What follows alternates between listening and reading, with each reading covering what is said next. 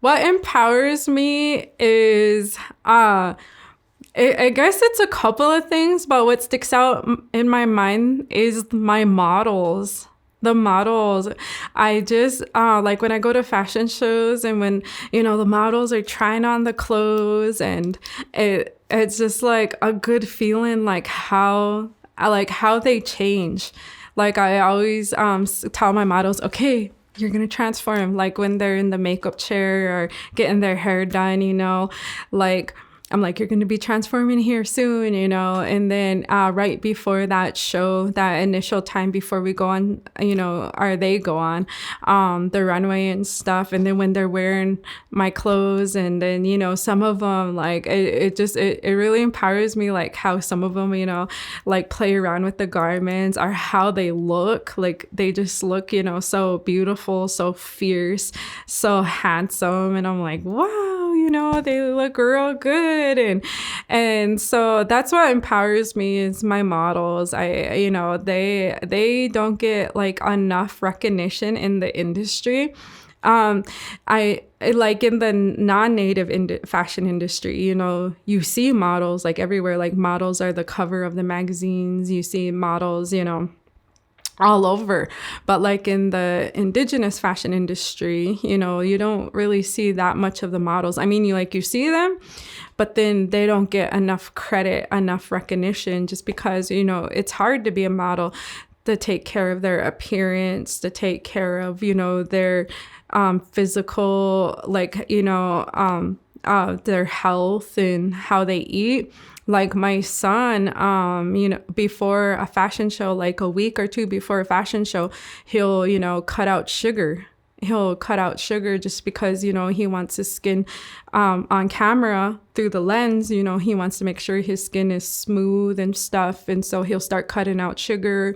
And, me and him will start doing protein shakes. And, so there is like a certain, lifestyle you have to live if you want it. And so that's empowering to me to see like the models, how hard they work. And they do just as much work as us as the designers by upkeeping their appearance, by, wearing the clothes and stuff. And so that's very empowering to me is the models. And then also too, the high schoolers.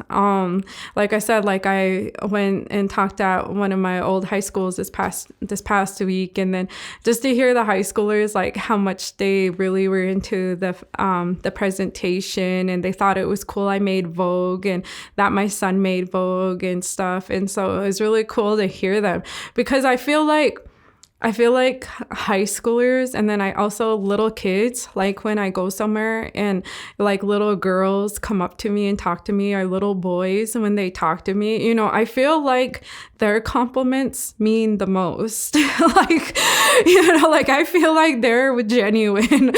Like they're not like, just being courteous and like, oh, you're beautiful, or your stuff looks wonderful, as like an adult would tell you. But I feel like those little ones, I feel like they're going to tell you the truth. They're going to be like, you look terrible or you look good, like I feel like they tell you the truth. And so that's also empowering too, is our youth, and how they interact with me when I go places, when I see them. I feel like, that they empower me a lot, because that's what I'm doing this for.